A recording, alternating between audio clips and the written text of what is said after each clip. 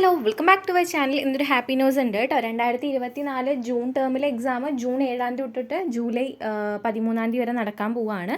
അപ്പോൾ date already postpone ചെയ്തിട്ടുണ്ട് ഒരു 1 വീക്ക്. നമ്മൾ ഓൾറെഡി വീഡിയോ ഇട്ടതാണ്.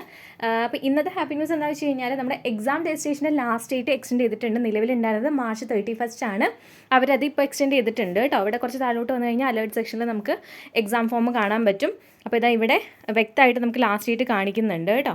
അതായത് നമുക്ക് നിലവിൽ മാർച്ച് 1 തൊട്ടിട്ട് ഏപ്രിൽ 22 വൈകിട്ട് 6 മണി വരെ ചെയ്യാൻ പറ്റും. ലേറ്റ് ഫീ കാര്യങ്ങളൊന്നുമില്ല. തിയറിക്ക് ആണെന്നുണ്ടെങ്കിൽ ഒരു സബ്ജക്റ്റിന് 200 രൂപ വെച്ചിട്ട് നമ്മൾ പേ ചെയ്യണം. അതേസമയം പ്രാക്ടിക്കൽ പ്രോജക്റ്റ് ഒക്കെ ആണെന്നുണ്ടെങ്കിൽ നിങ്ങൾ 2023 ജാനുവരി സെഷന് മുന്നേ അഡ്മിഷൻ എടുത്തൊരു വ്യക്തിയാണെങ്കിൽ നിങ്ങൾക്ക് പ്രാക്ടിക്കലായും പ്രോജക്റ്റ് ആണെങ്കിൽ 200 രൂപ തന്നെ വരുള്ളൂ. അതിൽ മാറ്റമൊന്നുമില്ല.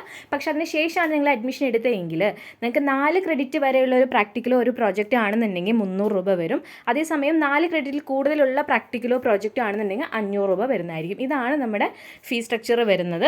അപ്പോൾ ഇനി നമുക്ക് അതിന് ശേഷം ചെയ്യാൻ പറ്റുമോ വെച്ച് കഴിഞ്ഞാൽ ശേഷം ചെയ്യാൻ പറ്റും. പക്ഷേ ഏപ്രിൽ 23 തൊട്ടിട്ട് നിങ്ങൾക്ക് മെയ് 25 വരെയും എക്സാം രജിസ്ട്രേഷൻ ചെയ്യാം. പക്ഷേ ലേറ്റ് ഫീ 1100 രൂപ ഉണ്ടാവും. ഓരോ പേപ്പറിനും 1100 രൂപ അല്ല കേട്ടോ. അത് മൊത്തം നമ്മൾ ഈ ഒരു എക്സാമിനേഷൻ ഫീ അടച്ച് എക്സ്ട്രാ 1100 രൂപയാണ് ലേറ്റ് ഫീ വരുന്നത്. അപ്പോൾ ആരും ലേറ്റ് ഫീ ഒന്നും വരാൻ നിൽക്കേണ്ട. നമുക്കിപ്പോൾ ഏപ്രിൽ 22 വൈകിട്ട് 6 മണി വരെ ലേറ്റ് ഫീ ഒന്നും ഇല്ലാതെ ചെയ്യാൻ പറ്റും. ഇപ്പോൾ ഒരു ഇഷ്യൂ എന്താ വെച്ച് കഴിഞ്ഞാൽ പല സെൻറ്ററിലും സീറ്റ് ഇല്ലാത്ത ഇഷ്യൂ ആണ്. സീറ്റ് മേ ബി ഇൻക്രീസ് ചെയ്തേക്കാം. കാരണം ഇത് എക്സാം എഴുതണ്ടേ. എക്സാം എഴുതിയാലല്ലേ നമ്മൾ പാസ്സാവുള്ളൂ. അപ്പോൾ എന്തായാലും സീറ്റും കാര്യങ്ങളൊക്കെ ഇൻക്രീസ് ചെയ്യാൻ ചാൻസ് ഉണ്ട്. പക്ഷേ ഇൻക്രീസ് ചെയ്ത് കഴിഞ്ഞാൽ നമുക്ക് ചെക്ക് ചെയ്യാനുള്ള ഓപ്ഷനൊന്നുമില്ല. ഒരു നോട്ടിഫിക്കേഷനും കാര്യങ്ങളൊക്കെ പുറത്ത് വിടുകയാണെങ്കിൽ നമ്മൾ അറിയിക്കുന്നതായിരിക്കും. അല്ലാന്നുണ്ടെങ്കിൽ നമ്മൾ അപ്ലൈ ചെയ്യുന്ന സമയത്താണ് നമുക്ക് സീറ്റ് ഉണ്ടോ ഇല്ലയെന്നുള്ളത് അറിയാൻ പറ്റുള്ളൂ.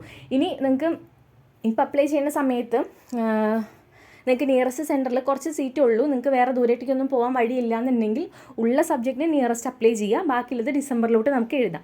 ഇനി അല്ല നമുക്ക് കുറച്ച് ലോങ് പോയാലും കുഴപ്പമില്ല എന്നുണ്ടെങ്കിൽ നിങ്ങൾക്ക് ഫുൾ സബ്ജക്റ്റ് കിട്ടുന്ന സെൻറ്ററിലോട്ട് അപ്ലൈ ചെയ്യാവുന്നതാണ്. എന്തായാലും 2 സെൻറ്ററൊന്നും ആയിട്ട് അപ്ലൈ ചെയ്യാൻ പറ്റില്ല. അങ്ങനെ 2 സെൻറ്ററിലായിട്ട് അപ്ലൈ ചെയ്ത് എന്താ പ്രശ്നം വെച്ച് കഴിഞ്ഞാൽ ചിലപ്പോൾ നിങ്ങൾക്ക് ആദ്യത്തെ സെൻറ്ററായിരിക്കും എക്സാം സെൻറ്ററായിട്ട് കിട്ടുക. അല്ലെങ്കിൽ നിങ്ങൾ അവസാനം അപ്ലൈ ചെയ്ത സെൻറ്ററായിരിക്കും നിങ്ങൾക്ക് എക്സാം സെൻറ്ററായിട്ട് കിട്ടുക. ഇനി ഇത് രണ്ടും ആവില്ല. നിങ്ങളുടെ റീജൻസിൻ്റെ അണ്ടറിലുള്ള ഏതെങ്കിലും ഒരു സെൻറ്ററിലായിരിക്കും എക്സാം സെൻറ്റർ കിട്ടുക. അപ്പോൾ 2 സെൻറ്ററിലും 3 സെൻറ്ററിലൊക്കെ ആയിട്ട് എക്സാം രജിസ്ട്രേഷൻ ചെയ്യുന്നത് വളരെ ഡിഫിക്കൽട്ടാണ്. റിസ്ക് കൂടുതലാണ്. അപ്പോൾ ആരും അങ്ങനെ ചെയ്യാനും നിൽക്കണ്ട.